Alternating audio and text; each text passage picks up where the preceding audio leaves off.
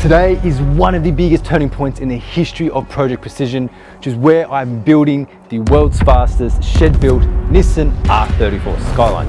However, for months it has sat here in this exact location, untouched, neglected. For years, it's been at the mercy of my hands where I've stripped it down and cut it up from what was once a well-built street machine.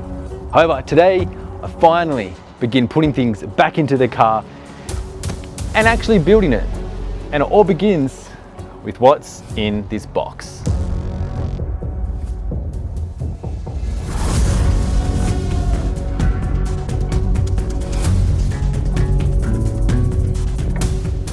I've had this for at least 2 months now, though I haven't opened it because I wanted to share it with you guys. And I've spent hours researching about what is in here. However, we can talk about that afterwards. So let's open her up.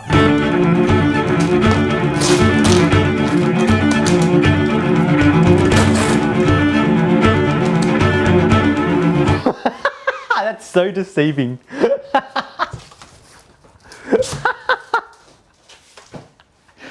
This is like opening a chip packet and it's like half empty. Empty. I'm just gonna take it out.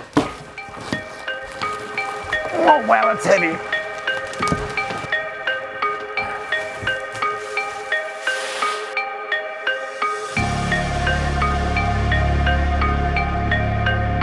So why this seat over others? The short answer, I just like Sparko, but there's more to it.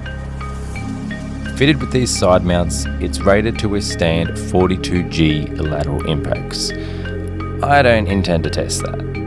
It's got closed head support for safety in tighter cockpits, and because it's a 2021 homologation, it stays valid for 10 years. And yeah, I'll admit, I bought it for the looks too, but unfortunately, the seat I got didn't match the design in the photo on the website. So, no signature blue, just a plain one instead. Now, since we're on the trend of unwrapping things, let's go and uncover the Skyline.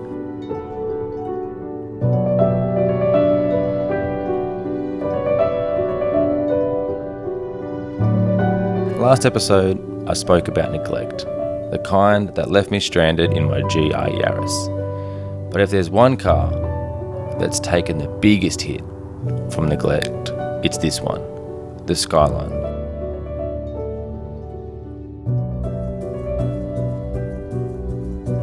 And today, that ends here.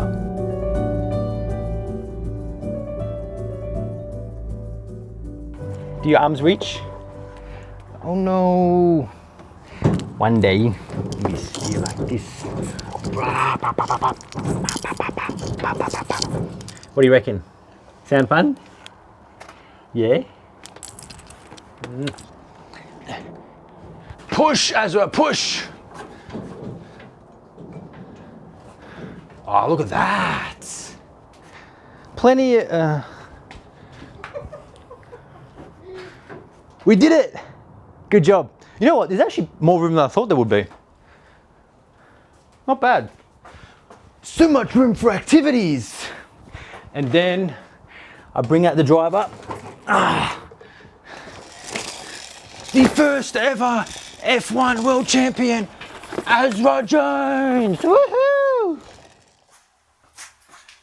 I'm supposed to be going inside for dinner, but just a quick test fit. Oh, my bag. Oh, get f***ed, doesn't fit.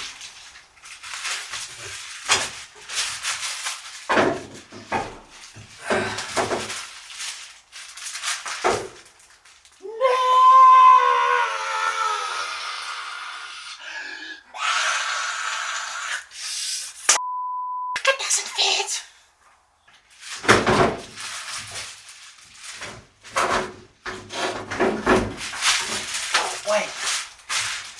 Yeah.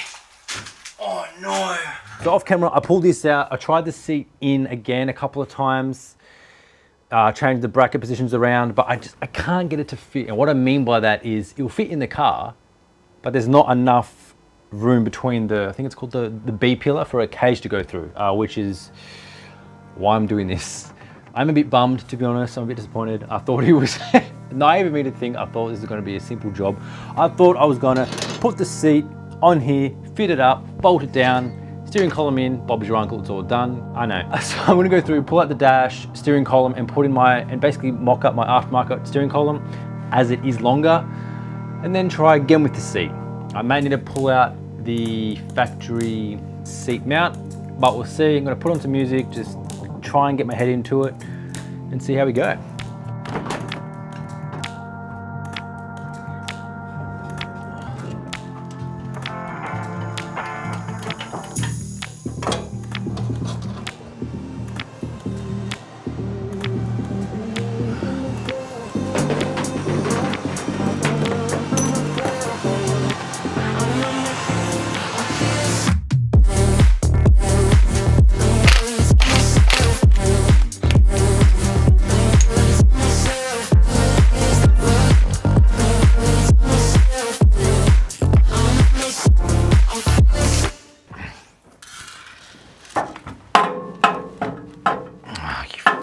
Kidding me.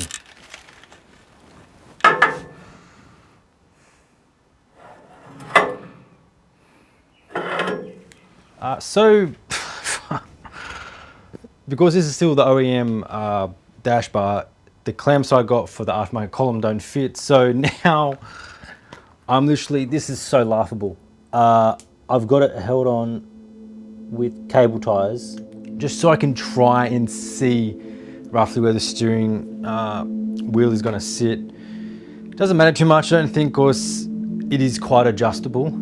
I just need to roughly work out as close as I can for the seat. Oh wow, this is a lot more painful than I want it to be.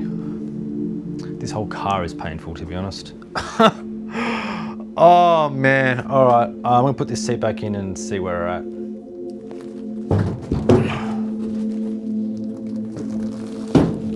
God, this is a f***ing joke. Seriously.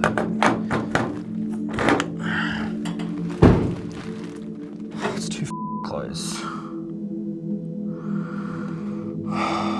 It's too close. This is way too close.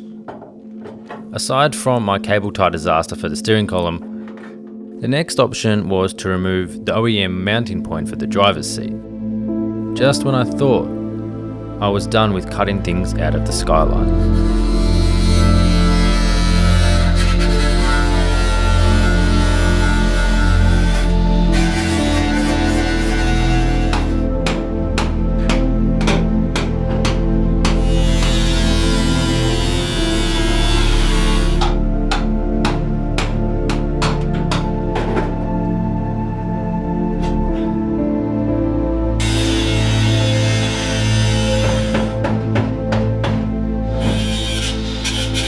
I didn't end up cutting that bit off the dash bar because the batteries on the grinder went flat. But I thought I might as well see how this thing fits in. I mean, it's better. But the thing is, like, I think it's just too big. That's what she said! After some thought, I realised I should put the bonnet on to get a more accurate view of what I'd actually be seeing from the seat. And that's when I made an embarrassing discovery. So I think I found one of the problems that may help. So as you know, obviously this is my first time doing this. So I thought I'd play around with the adjustment more on the seat. I put the brackets on the wrong side. Because look, this is hitting. I decided to raise it up and now it's hitting. That, and I was messing around on here, just think, oh, I could probably, like, you know, clamp it on and try and fit it in. And it was wider on one side and more narrow on the other. I'm like, that can't be right. Operator error. Right, let's try again. Even after fixing the mounts, the seat still wouldn't fit. And despite keeping it covered to protect it, it somehow wore through and I tore several holes in my brand new seat. I don't even want to talk about how much this seat cost me. even after some research and realizing that I'd been going about this all the wrong way. And in that moment, I didn't know why I was even doing this. Why am I even building this car? What's the point? And just like that, the Skyline was back where it started. Covered up, neglected, and I didn't know if I even wanted to keep going. For the first time, I genuinely thought about selling it. I even considered throwing it up on Marketplace. I thought this was the end of Project Precision. I didn't know if I had it in me anymore, but deep down, I knew that wasn't the real problem. Then, something happened that changed everything.